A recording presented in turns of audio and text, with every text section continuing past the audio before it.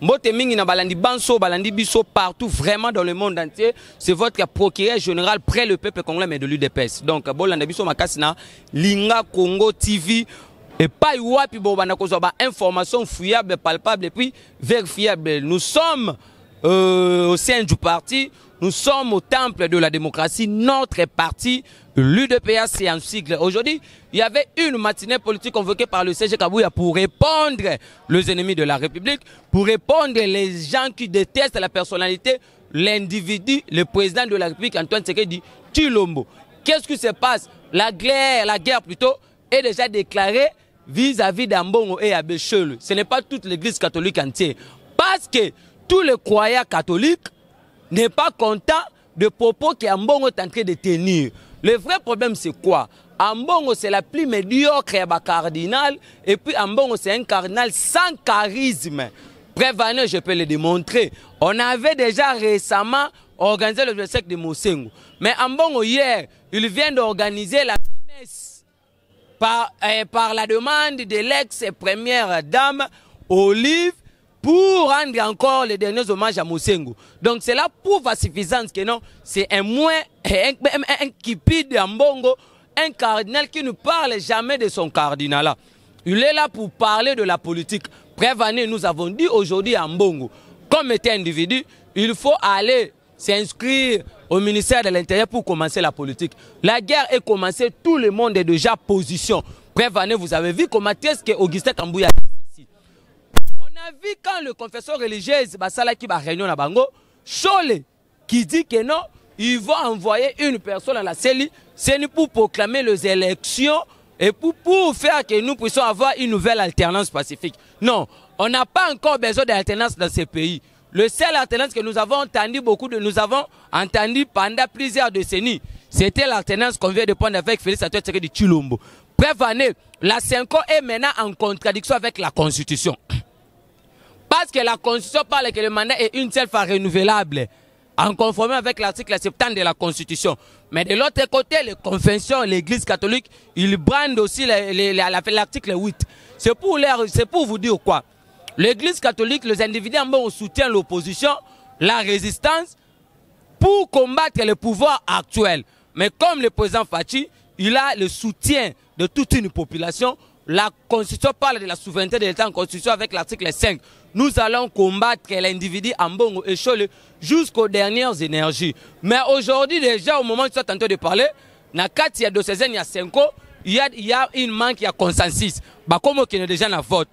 Mais nous avons appris que le candidat à l'Église catholique, c'est un frère, un ancien du Okabi à cabinet Ambongo. Regardons le tribalisme. Nous demanderons aux propositions Tchani et qu'on appelle la Mambaba Cardinal parce qu'Ambongo c'est Soudou Bangui. Ce n'est pas aussi un Congolais. Regardons la morphologie des cardinals Ambongo. Un aîné, un hypocrite, un jaloux, un tribalisme. Tribaliste plutôt. Ce sont des gens qui ont soutenu le pouvoir de Martin Fayoulou. Aujourd'hui, ils ont vite compris que Tshisekedi, c'est un président qui a été choisi pour faire développer ce pays. C'est pour cela que nous disons ceci. Toute la population congolaise, nous alertons la masse, nous alertons la nation, en fait, l'opinion nationale qui est internationale. Botélément, nous sommes censés contraintes de conserver ce pouvoir. Pourquoi? Parce que nous nous sommes combattus 37 ans dans l'opposition. Ce n'est pas de la blague, nous sommes jaloux avec ce pouvoir. Prévenez, la plainte qu'on a posée contre notre secrétaire Augustin Kabouya, je peux vous le dire que c'est une façon de distraire la population congolaise. Il y a dans ces pays, quand chaque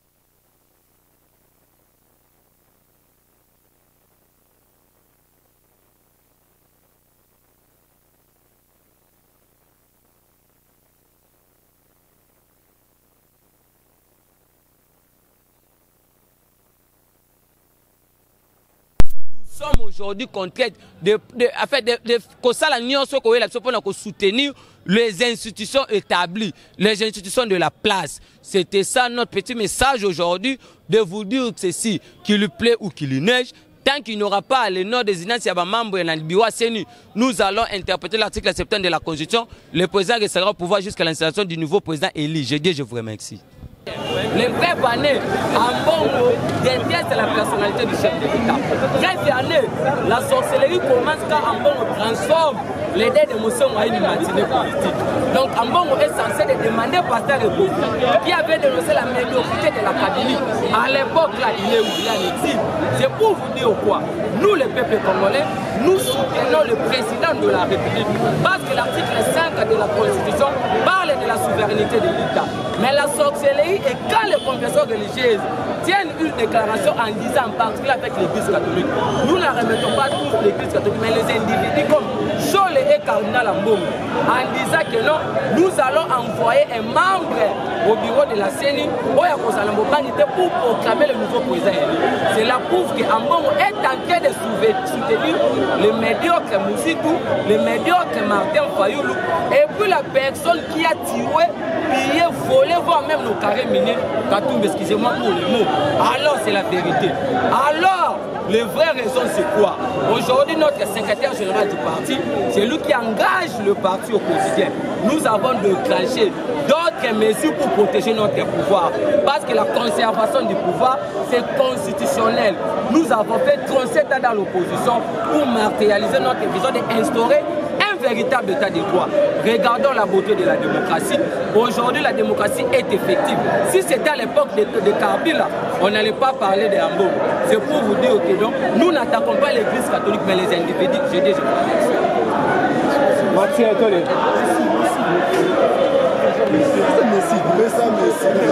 Matière à lobby et vous mettez à l'oba. Mais 6 ans. On m'a le non, on m'a sapé à Bongo. Vraiment, ils n'ont pas si peu mawa. Alors, tu vas comprendre que biso pouvoir na biso tozwi tobeti 37 ans. Alors bon rêver que na 2 ans 20 ans 10 ans tokotikela bino yango kaka. Alors en Bongo toyebi te eloko tosala yo tala lelo kimisi bafidele na église catholique na biso yo bato ya catholique tokima toyaka esu te likolo batieli biso cardinal moko donc aza na eni na tomona te.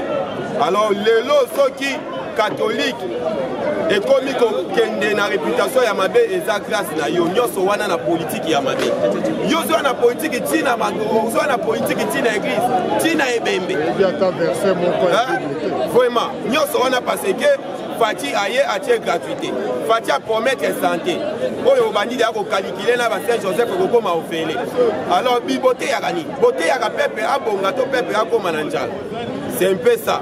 Alors na ebisi bino bosali ba faux qualité parce que biso pouvoir na biso za ensemble toyebi ke boza na candidat na bino na poche ya koyoka shole yo koloba ke tozo bunda po na alternance c'est ça ya wapi wa bozo lota donc d'autres vraiment ya baba ya makasi donc c'est bon c'est l'alternance bon c'est là qui Fati a robota suki ya pembe au président za l'année mutuka subité. Imaginez, c'est-à-dire beaucoup mais là il y a trop. Vraiment biso tozala bino wana tozali suko ya oyo eza Kabila te bosaka na Kabila na bamashi na yebo ndeko bimisa bato parce que idée pesa salaki lelo bo comprendre que opposition bo asa wana za faible lelo basali marche soki basa opposition basali marche pourquoi bakendolele pa na bino bo bimisa bato na valise ya se alors ba comprendre déjà que bato basa na pouvoir baleki baona makasi pe makasi na biso to continuer na ko passer ko le pouvoir na biso ka yemo nzamba yebi bino ndete bochaki biso po bino bolongola biso. Alors merci na bana nyonso mboka o bozali ko soutenir idée à chef de l'État avec Fati pour ko kende liboso na passer pa ya itakwira bomba bomba bomba amen mukwa salama we na lobby boye batu nyonso balandanga bokabola image oyo ndenge batungoli bapesa bango na café oyo eza avagu balongoli bango mipoti na misu donc ndenge eza boye cardinal Ambongo individu aobunisa chef de l'État a préparé po awa tous les dossiers bakotiango na mesa bakobosana te ya Katumi bakotia na mesa ya mutu boye bakotia na mesa ya Kabila bakotia na mesa bango nyonso bakozongisa yango me naye koloba bozwa invitation bopanza yango mutu nyonso ayeba ke IDPS aza machine politique ndenge oluki ye aye sikoyo akozwa tous les dossiers oyo banda kofina atiango na mesa bomba mabe mukwa tasalanga we miyibi nyonso na prison. Ok, merci beaucoup chef combattant. Il a répondu Moukié à Mongo na Jean-Claude Kateni. Ça c'est blagué, ça c'est craché dans la mémoire du peuple congolais. Parce que en pleine culte, Oyo Mboka se rend hommage na cardinal Mosengo, mais en Mongo a parvenir pour sakana l'autorité à Mboka pour kosa peuple congolais. Azon Lobake, Makonzi à Mboka, na gouvernement, bazo vivre bien, mais peuple, bazo vivre bien. Tandis que en Mbongo, a bandi ko payer ba para ba $700 à Minerval chaque fin du mois. Tant Makonzi à Mboka a pesi ordre, bana batanga ofele. Et loko oyo catholique, bazali ko ina Makonzi à Mboka, yango wana. Et on a une éclairée au plan national, international. Chaque Minerval, il y a mon agnosso, $700, $800, cardinal. Parce qu'il y a $2 dans mon mon amour. Le Kola et Chaou, allié qui $2, Mosengo, allié $2, Malula, allié qui $2, et comme il y a tout, il y a un bongo, ma consommation au lobby, ma classe, au fêlé. Alors, un bongo a bénéficié de $2 on a été. Il y a un mot à ce qu'il y a ma consommation. Donc, hier, à dire côté mais la gratuité enseignement de base, à dire côté mais la peuple congolais. Tandis que gratuité on a et pour l'intérêt du peuple. Si que le peuple va souffrir. Ça c'est blaguer dans la mémoire il y a Tchèque de Moulumba. Blaguer dans la mémoire qui Mangu, blaguer dans la mémoire il y a qui Panvita, blaguer dans la mémoire il y a Nzenga, blaguer dans la mémoire Mobutu. Il y a un peuple congolais, ennemi du peuple, et ali en Bongo, un non catholique. Catholique et c'est un catholique. Nasengi na pape. Allons la biso en Bongo parce que en Bongo ça pastoralité. Alors c'est la politique. Qui ne s'inscrit dans le ministère intérieur étant un homme politique, étant que parti politique. Cholé, dans 5 ans, on a des partis politiques. Oyo, parce que bénéficie de billet vert et pas à Moïse Katumbi, on a sali le peuple congolais, on a sali Makonzi à Mboka. Cholé a parvenu au Lobakin, Makonzi à Mboka a respecté l'alternance en 2023, tandis que la Constitution et pas si Makonzi à Mboka des mandats. Biso IDPS, biso peuple congolais, te permettre de le gâteau que le mot encore, te barrer en route, la zone de la carte n'est pas chité. C'est chose que le monde très bien. Moïse Katumbi, Makonzi à Mboka, le moins l'exil, a passé passeport à son sein en Mboka. À combien parti politique ne sait pas même une année. Mais Makonzi à Mboka, passé pour moi ministère, dans le ministère, comme aux affaires. Mais quand Moïse Katumbi a balouké Makonzi à Mboka, mais aïe bayango il dépasse la machine politique.